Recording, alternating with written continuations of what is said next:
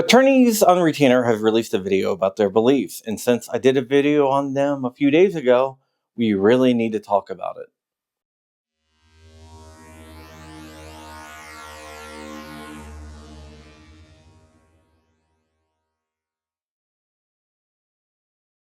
Hey Wolverines, the great YouTuber war of 2025 continues.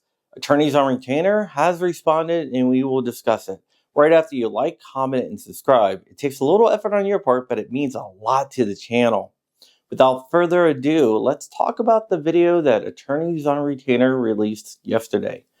I am listing it in the description for your review. I encourage everyone to watch it and draw your own conclusions. These conclusions are just mine, and I could be wrong. Maybe you have a different opinion, and that is okay. For this video, I'm going to concentrate on what they said about guns and gun laws, since that is what you all care about, and this is what the channel is really about. I'm going to summarize the first 20 minutes or so of their video. Mark Victor says he owns guns. He even owns a 50. He claims to speak at gun shows, which is probably all true. AOR claims that most criminal defense attorneys are left-leaning, but that doesn't mean they suck at defending firearms usage in self-defense cases, which is also true. If you think AOR gives you the best chance of winning in court, then by all means, go with AOR. If you feel USCCA gives you the best opportunity, then definitely go with them. After laying out their background, we jump into the meat and potatoes of their beliefs. I want to start by saying thank you to AOR for being open and honest about what they think about guns. That can't be easy since some of their beliefs goes against what most of the people in the 2A community believe. I am almost positive 100% of my channel's audience will disagree with them on a lot of things, and that's okay. Opinions are like, well, you know the saying. Let's begin with the fact that they are not 2A absolutist, and they freely admit this. Yeah, and just by saying you're pro-freedom doesn't mean anybody gets to do anything they want. You don't get to intrude on the rights of other people. So there is a balance there. People have asked me, hey, Mark, are you a Second Amendment absolutist? And I always scratch my head when, what the hell is a Second Amendment absolutist? I am a 2A absolutist, as is most of my audience on this channel. Yeah, there's other areas too, right? The old adage, you can't yell fire in a crowded theater. You can't yell fire in a crowded theater.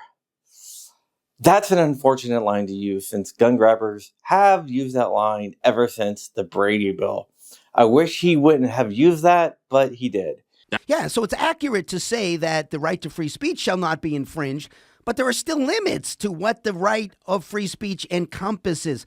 The exact same thing is true for the Second Amendment. If you think that the Second Amendment, the right to keep and bear arms, means that anybody can have anything they want anytime with no restrictions whatsoever, you are not in good company, at least not with the justices at the United States Supreme Court. None of them think that's what the right to keep and bear arms means. Mark states that there are limits to the Second Amendment. He says if you believe that the Second Amendment is absolute, you are not in good company. He says that's what the Supreme Court's opinion is, not his. But later on, he will state that communities should be able to regulate firearms. Yeah, and if you're not doing something that creates a substantial risk or threat to somebody else, what right does another person even have to complain? Like, I have no right to tell my neighbor how to live. If they're putting me in danger, fine. If they're aggressing against me in some way, fine. But if they're not, I may not like it, but I got to defend their right to do it. Substantial risk doctrine is problematic since what I believe is a substantial risk could be vastly different from what others think.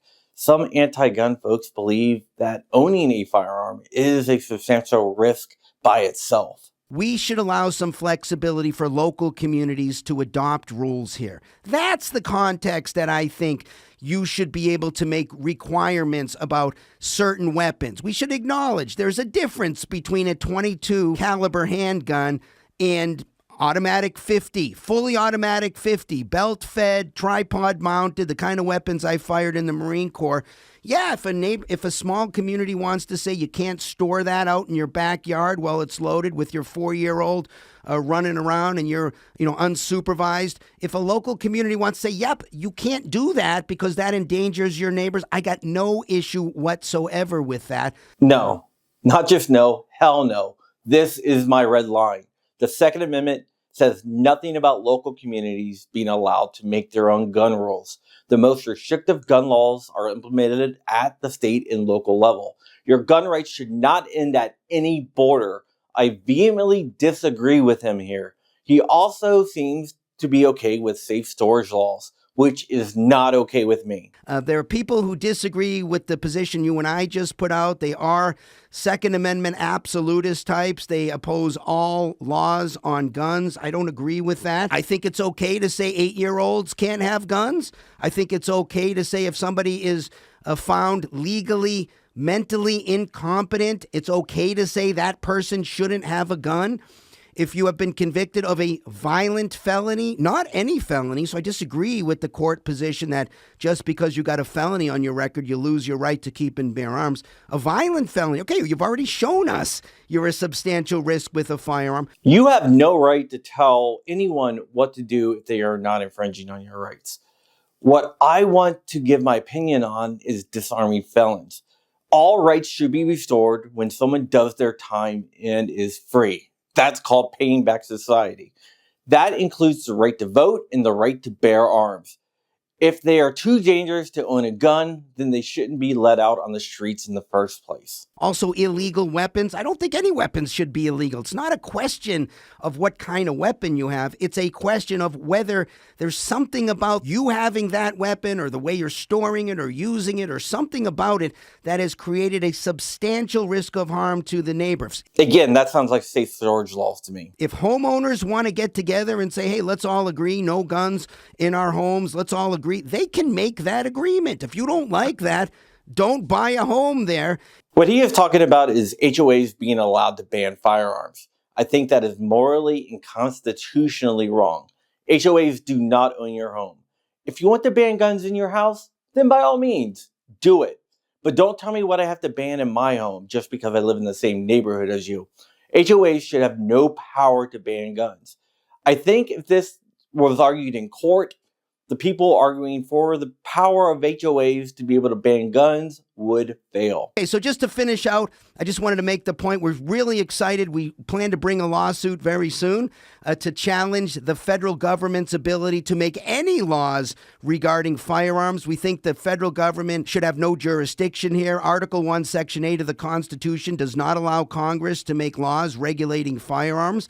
This point's been made in other cases before. We intend to bring a lawsuit. If successful, and we can't guarantee success, I mean, it's going to be a long shot, but if successful, it would nullify all federal laws that regulate guns. We think that should happen. It would also do away with the ATF, just to say Congress doesn't have authority to do this. This is not a federal issue.